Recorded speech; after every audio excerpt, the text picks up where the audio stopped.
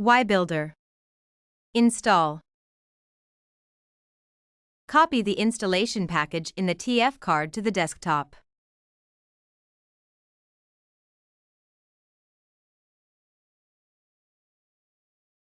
After unzipping, double-click to open the program. Select a language. Click Next.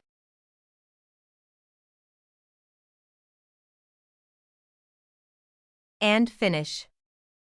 After installation, open Wiibuilder. Be sure to select the correct device, otherwise printing will fail.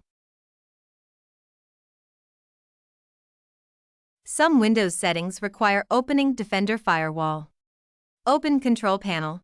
Select System and Security. Windows Defender Firewall. Allow an app or feature through Windows Defender Firewall. Find Wiibuilder and make sure to check it. Thanks for watching. If you encounter problems, please contact After Sales.